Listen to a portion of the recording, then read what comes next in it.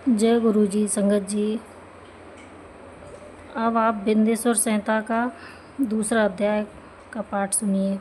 साध्य, साधन, आदि, विचार तथा श्रवण, कीर्तन और मनन, इन 3 साधनों की श्रेष्ठता का प्रतिपादन। व्यास जी कहते हैं, सूत जी का यह वचन सुनकर वे सब महर्षि बोले, अब आप हमें वेदांत सार सर्वस्व स्वरूप अद्भुत से पुराण की कथा सुनाइए। सूत जी ने कहा, आप सब महर्षिगण रोग शोक से रहित कल्याण में भगवान शिव का स्मरण करके पुराण प्रवर्ष पुराण की जो वेद के सार तत्व से प्रकट हुआ है कथा सुनिए। शिव पुराण में भक्ति, ज्ञान और वैराग्य, इन तीनों का प्रीतिपूर्वक गान किया गया है और आप वेदांत वेद सद्य स्तुत का विशेष रूप से वर्णन है। इस वर्तमान कल्प में जब सृष्टि कर्म आरंभ हुआ था, उन दिनों 6 कुलों के महर्षि परस्पर वाद विवाद करते हुए कहने लगे, अमुक वस्तु सबसे उत्कृष्ट है और अमुक नहीं। उनके इस विवाद से अत्यंत महान रूप धारण कर लिया। तब वे सब के सब अपनी शंका के समाधान के लिए सृष्टिकर्ता अविनाशी ब्रह्मा जी के पास गए और हाथ जोड़कर विनय भरी वाणी में बोले, प्रभु, आप संपूर्ण जगत को धारण पोषण करने वाले तथा समस्त कारणों के भी कारण हैं। हम यह जानना चाहते हैं कि संपूर्ण तत्वों से परे परात्पर पुराण पुरुष कौन है। ब्रह्मा जी ने कहा, जहाँ से मन सहित वाणी उन्हें न पाकर लौट आती है तथा जिनसे ब्रह्मा, विष्णु, रुद्र और इंद्र आदि ये युक्त यह संपूर्ण जगत समस्त भूतों एवं इंद्रियों के साथ पहले प्रकट हुआ है, वे ही देव, आदिदेव, महादेव, सर्वज्ञ, संपूर्ण जगत के स्वामी हैं। ये ही सबसे उत्कृष्ट हैं। भक्ति से ही इनका साक्षात्कार होता है, दूसरे किसी उपाय से नहीं। इनका दर्शन नहीं होता है। रुद्र, हरि, हर तथा अन्य देवेश्वर सदा उत्तम भक्ति भाव से इनका दर्शन करना चाहते हैं। भगवान शिव में भक्ति होने से मनुष्य संसार बंधन से मुक्त हो जाता है। देवता के कृपा प्रसाद से उनमें भक्ति होती है और भक्ति से देवता का कृपा प्रसाद प्राप्त होता है। ठीक उसी तरह जैसे यहाँ अंकुर से बीज और बीज से अंकुर पैदा होता है, इसलिए तुम सब महर्षि भगवान शंकर का कृपा प्रसाद प्राप्त करने के लिए भूतल पर जाकर वहाँ सहस्त्रों वर्षों तक चालू रहने वाले एक विशाल यज्ञ का आयोजन करो। इन यज्ञपति भगवान शिव की कृपा से वेदोक्त विद्या के सारभूत साध्य साधन का ज्ञान होता है। शिव पद की प्राप्ति के लिए प्राप्ति ही साध्य है, उनकी सेवा ही साधन है तथा उनके प्रसाद से जो नित्य नैमित्तिक आदि फलों की ओर से निष्प्रय होता है, वही साधक है। वेदोक्त कर्म का अनुष्ठान करके उनके महान फल को भगवान शिव के चरणों में समर्पित कर देना ही परमेश्वर की प्राप्ति है। वही सालों के आदि से क्रम से प्राप्त होने वाली मुक्ति है। उन पुरुषों की भक्ति के अनुसार उन सबको उत्कृष्ट फल की प्राप्ति होती है। उस भक्ति के साधन अनेक प्रकार के हैं, जिनका साक्षात महेश्वर ने प्रतिपादन किया है। उसमें से सारभूत साधन को संक्षिप्त करके बता रहा हूँ।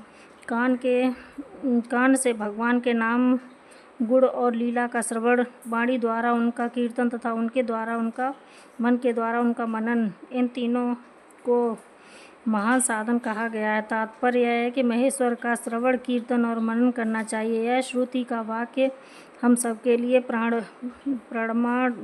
प्रमाणभूत है। इसी साधन से संपूर्ण मनोरथों की सिद्धि में लगे हुए आप लोग परम साध्य को प्राप्त हों। लोग प्रत्यक्ष वस्तु को आँख से देखकर उसमें प्रवृत्त होते हैं, परंतु जिस वस्तु का कहीं भी प्रत्यक्ष दर्शन नहीं होता, उसे श्रवणेंद्रियों द्वारा ज्ञान सुनकर मनुष्य उनकी प्राप्ति के लिए चेष्टा करता है। अतः पहला साधन श्रवण ही है। उसके द्वारा गुरु के मुख से तत्व को सुनकर श्रेष्ठ बुद्धि वाला विद्वान पुरुष अन्य साधन, कीर्तन एवं मनन की सिद्धि करे।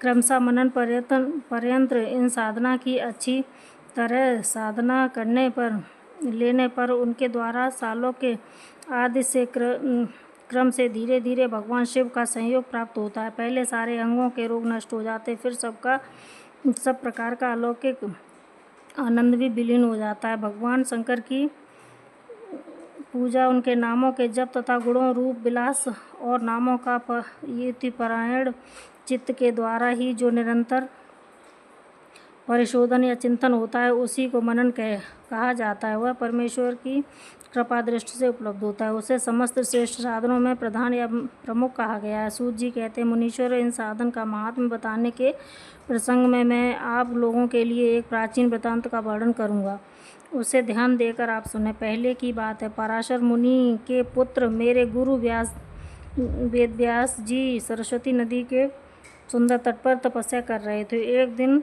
सूर्यतुल तेजस्वी विमान से यात्रा करते हुए भगवान सनत कुमार अकस्मात वहां आ पहुँचे। उन्होंने मेरे गुरु को वहां देखा। वे ध्यान में मग्न थे। उनके जागने पर उन्होंने ब्रह्मपुत्र सनत कुमार को देखा, अपने सामने उपस्थित देखा। जिसे देखकर वे बड़े वेग से उठे और उनके चरणों में प्रणाम करके मुनि ने उन्हें अर्घ्य दिया और देवताओं के बैठने योग्य आसन भी अर्पित किया। तब प्रसन्न हुए भगवान सनत कुमार विनीत भाव से खड़े हुए व्यास जी से गंभीर वाणी में बोले, मुनि, तुम सत्य वस्तु का चिंतन करो। वह सत्य पदार्थ भगवान शिव ही है जो तुम्हारे साक्षात्कार के विषय होंगे। भगवान शंकर का श्रवण, कीर्तन, मनन, ये 3 महत्तर साधन कहे गए हैं।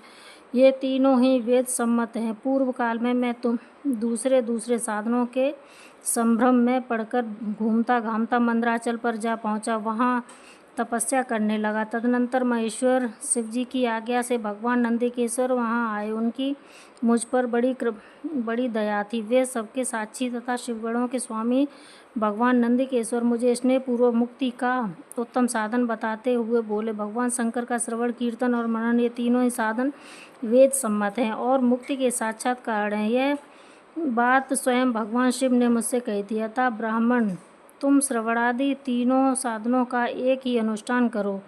व्यास जी से बारंबार ऐसा कहकर अनुगामियों सहित ब्रह्मपुत्र सनत कुमार परम सुंदर ब्रह्मधाम को चले गए। इस प्रकार पूर्व काल के इस उत्तम वृत्तांत का मैंने संक्षेप में वर्णन किया है। ऋषि बोले, सूत जी, श्रवणादि 3 साधनों को आपने मुक्ति का उपाय बताया है, किंतु जो श्रवण आदि तीनों साधनों में असमर्थ हो, वह मनुष्य किन उपाय का अवलंबन करके मुक्ति हो जाता है? किस साधनभूत कर्म के द्वारा बिना यत्न के ही मोक्ष मिल जाता है? जय गुरु जी, संगत जी।